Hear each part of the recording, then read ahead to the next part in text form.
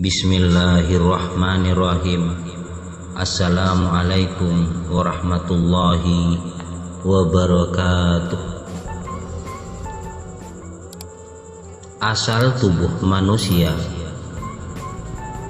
Asal tubuh manusia terdiri dari 4 dasar, yaitu tanah, air, angin, api.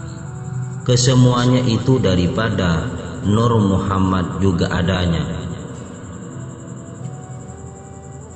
Adapun asal kejadian diri terdiri dari 3 perkara, yaitu Bapa, Ibu, Tuhan. Yang datang dari Bapa, urat besar, urat kecil, tulang, otak. Yang datang dari Ibu, rambut, kulit, daging, dan darah. Sedangkan yang datang dari Tuhan, penglihatan, pendengaran, pengrasa, penciuman, dan nyawa. Jadi kesemuanya ini berjumlah 13 perkara dan terhimpun dalam rukun salat 13 perkara. Syariat, thorikat, hakikat, dan makrifat. Syariat tubuh itu af'al Allah, diri terperiksa syariat ilmu yakin. Tarikat hati itu asma Allah, diri terperi tarikat ainul yakin. Hakikat roh itu sifat Allah, diri tajalli hakikat hakul yakin. Ma'rifat rahasia itu zat Allah, diri tajalli ma'rifat kamalul yakin. Adapun yang 4 ini terhimpun di dalam kalimat La ilaha illallah. La itu jasmani, yakni syariat tubuh. Syariat itu perbuatan jalan. Ilaha itu rohani, yakni tarikat hati. Tarikat itu perkataan zaman. Illa itu hakikat nyawa, hakikat itu kediaman qahhar. Allah itu makrifat atau rahasia, makrifat itu rahasia kamal.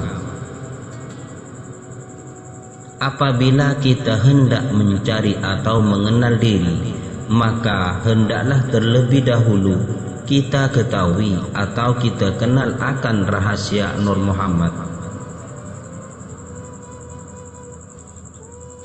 Karena rahasia Nur Muhammad itulah sebenar-benarnya diri.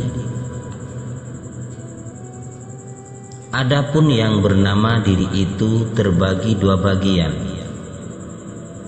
Pertama diri yang lahir, dan bagian kedua diri batin. Adapun diri yang lahir itu berasal dari anasir Adam, yaitu api, angin, air, tanah.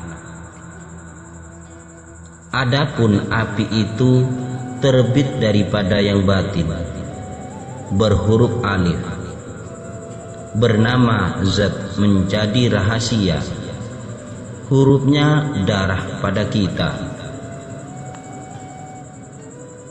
Adapun angin itu terbit daripada yang batin, berhuruf lam awal, sifat menjadi nyawa, hurufnya napas pada kita.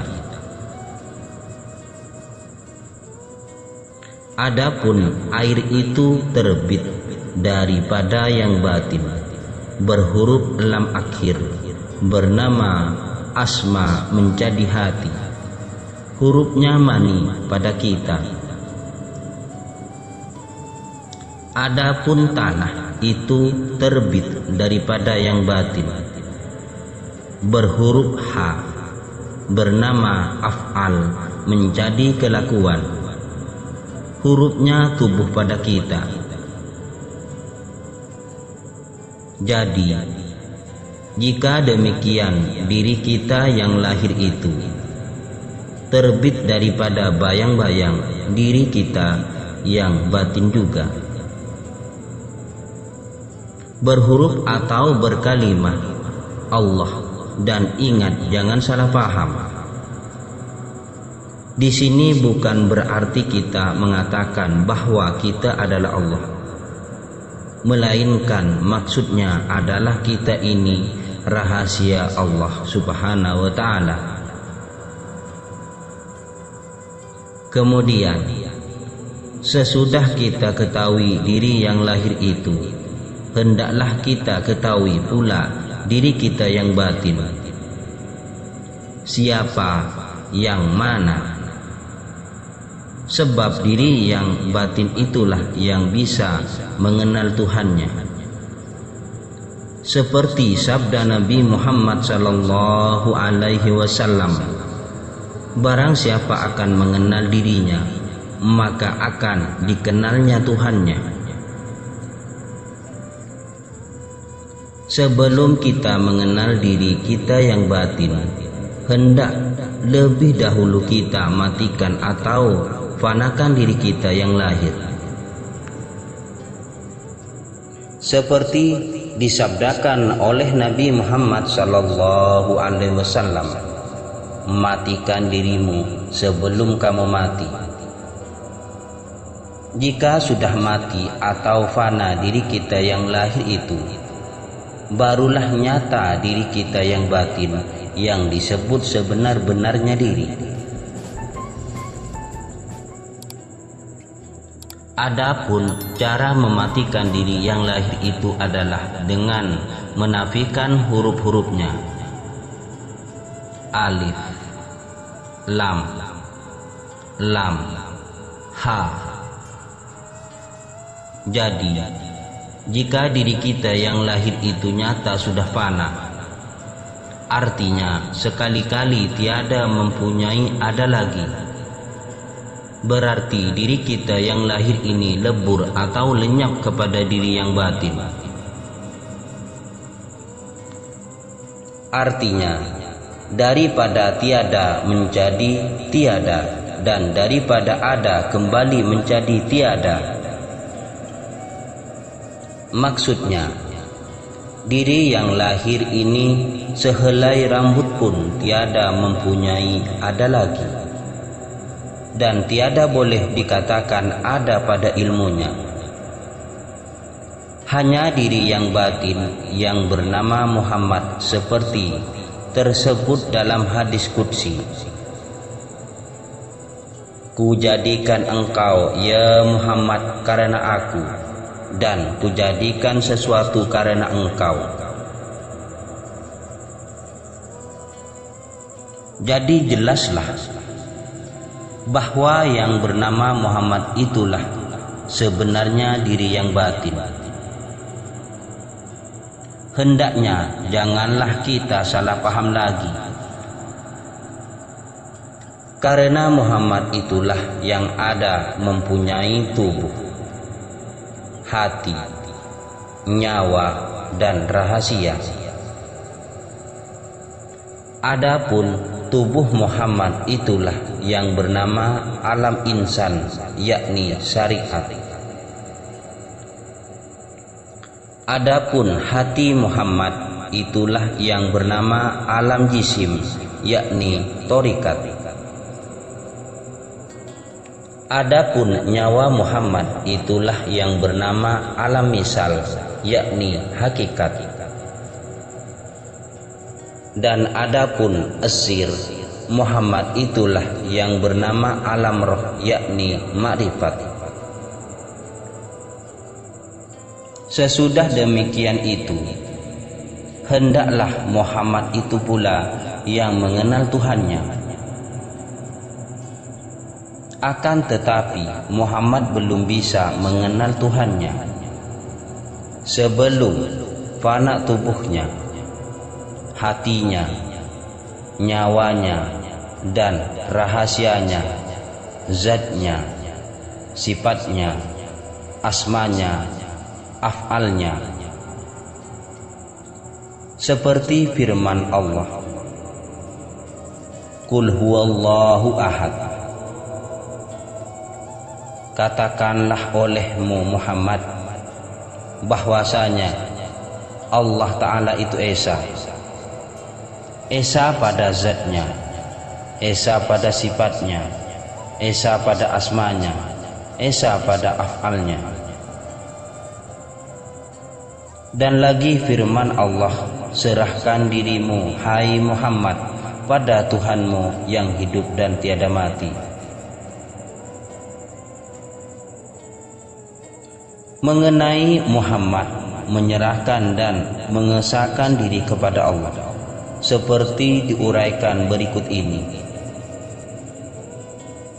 Jangan salah paham lagi terhadap perkataan diri. Adapun batin Muhammad adalah zat kepada Allah, rahasia kepada hamba. Adapun awal Muhammad adalah sifat kepada Allah, nyawa kepada hamba. Adapun akhir Muhammad adalah asma kepada Allah, hati kepada hamba. Adapun zahir Muhammad adalah af'al kepada Allah, tubuh kepada hamba. Dan adapun yang disebut hamba itu tiada lain daripada Muhammad jua. Dan jangan sekali-kali disangka hamba itu adalah kita, karena kita ini pada ilmunya sudah tidak ada lagi. Jadi rahasia, nyawa, hati, tubuh Muhammad itu pun tiada jua, karena sudah fana kepada zatnya, sifatnya, asmanya, af'alnya, yakni Allah Ta'ala jua adanya.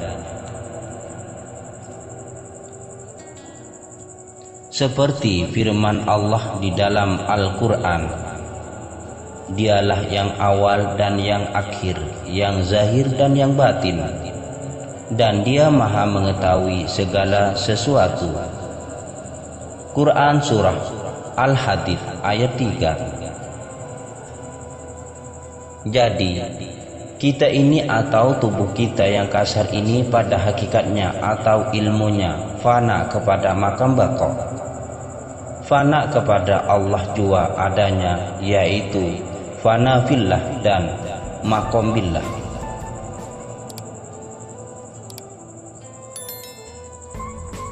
Segala perbuatan adalah perbuatan Allah. Si hamba sama sekali tidak memiliki perbuatan. Segala asma pada hakikatnya adalah asma Allah. Nur Nabi kita Muhammad sallallahu alaihi wasallam daripada nur zat Allah Ta'ala, sekian makhluk dan segala sesuatu dijadikan daripadanya. Segala sifat pada hakikatnya adalah sifat Tuhan, yang ada pada hamba adalah makna wujud rahasianya. Itulah orang-orang yang sebenar-benarnya makrifat kepada Allah. Sekian, terima kasih.